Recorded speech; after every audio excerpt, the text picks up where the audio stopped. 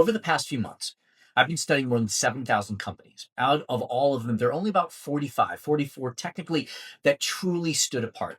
These are companies on the new, soon to be released Outthinker list, organizations that are consistently outperforming their peers. And you'll know some of them: NVIDIA, Microsoft, Deere and Company. But there are really some interesting ones that people don't talk about as much, like Ferrari, Sprouts Farmers Markets, Chipotle, Urban Outfitters. Now, what makes them different? When you look closely, it comes down to four things, four distinctions that are really emerging as the primary reasons for why these companies outperform.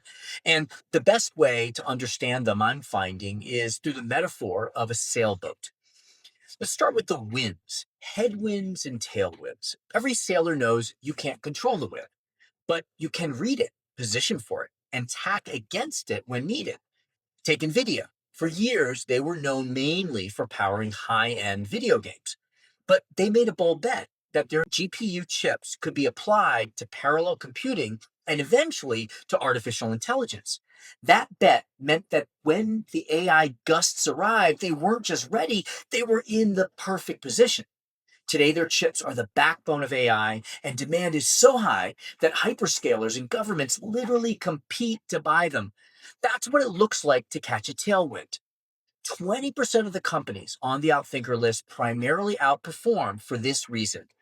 Look at Ferrari. Their strength has always been exclusivity, luxury, scarcity, but the winds of electrification and sustainability are reshaping the automobile industry. And Ferrari didn't ignore those winds, nor did they dilute their identity.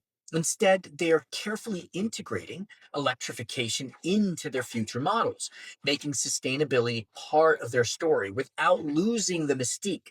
They're reading the wind and trimming their sails so that they can move with it, not against it. The lesson: you can't change the wind, but you can position for it.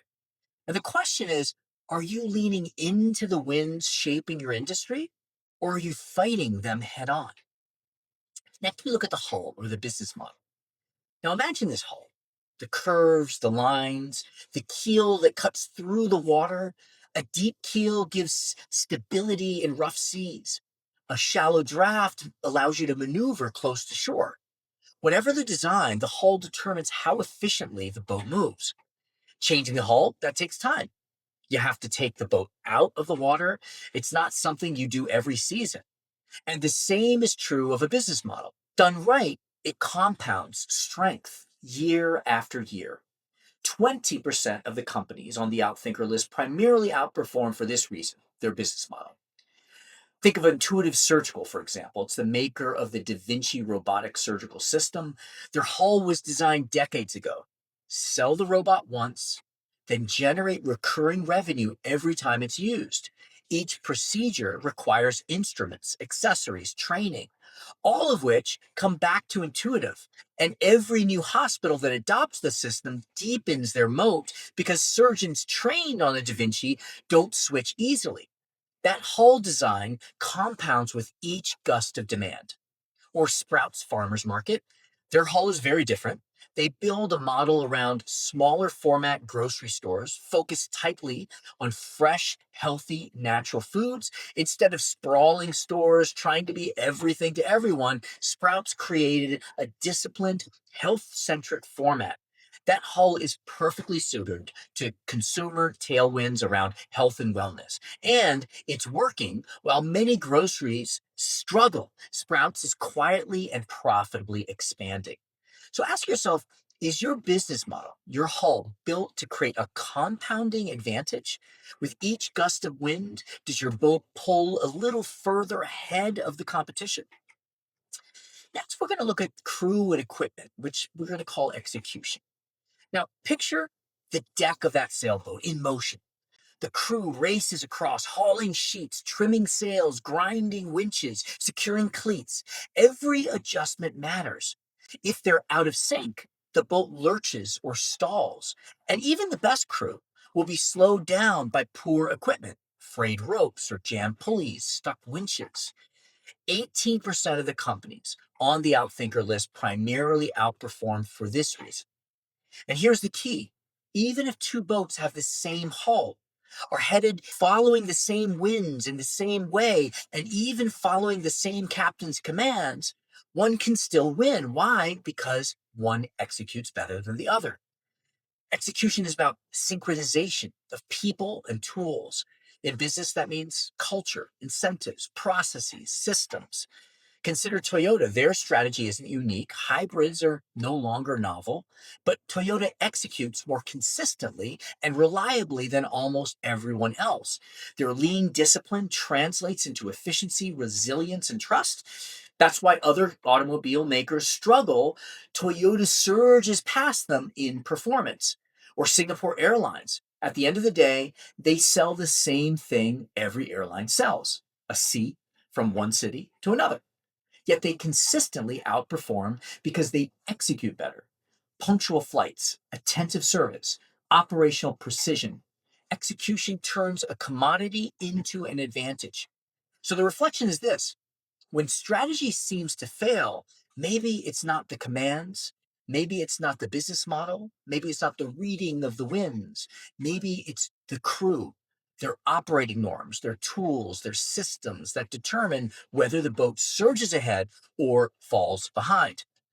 Now, finally, we have the captain's commands. Even with the right hull, a skilled crew, and favorable winds, it's the captain's choices that determine the course: which sails to rise, how tightly to trim them, whether to take a long but safe track or a shorter, riskier one. 41% of the companies on the Outthinker list primarily outperform for this reason. That's about double each of the other reasons. In business, this is about setting these strategic priorities, what you choose to do now, and just as importantly, what you choose not to do. Chipotle, I think, provides a great example of this. After a food safety crisis, they could have prioritized growth, but the captain's commands were clear. First, fix the supply chain and ensure food safety. Second, rebuild customer trust. Third, drive digital ordering. Fourth, accelerate the pickup experience. Four clear sequential commands, one built on the other, and it worked. Or Deere and Company. They could have doubled down on traditional tractors. Instead, their captain's commands were to prioritize precision agriculture and autonomy, tractors that drive themselves, data driven systems that help farmers produce more with less. That choice is reshaping an entire industry. The reflection is this: are your priorities, your captain's commands, clear, focused, and sequenced? Or is the crew left guessing which sail to raise? And there's a deeper point here. Each of these four has its own rhythm. Winds can shift quickly. New technology and regulation, a sudden shift in consumer behavior. The hull, on the other hand, your business model, may take years to redesign. The crew and equipment execution can improve faster, but their speed depends on culture and systems and clarity. The captain's commands, your priorities, they can change instantly, but they only work if they are credible and clear and are aligned with the rhythms of the other components. The art of strategic leadership is knowing which of these to adjust now. So there you have it. The wins, like NVIDIA or Ferrari, the hull, like Intuitive Surgical or Sprouts, the crew and equipment, like Toyota and Singapore Airlines, the captain's commands, like Chipotle and Deere. The companies on the Outthinker list mastered one or more of these distinctions, and that's why they outperform. And soon, we're going to be unpacking these stories: Ferrari's balance of tradition and electrification, Deere's leap into autonomy, Sprout's unique grocery model, Urban Outfitters' comeback, and many more. And if you know me, you know I used to talk a lot about Urban Outfitters, and I'm excited to bring them back again and explore how they are leading the next wave of performance for the company so that we can all extract lessons to make our companies and our clients more successful.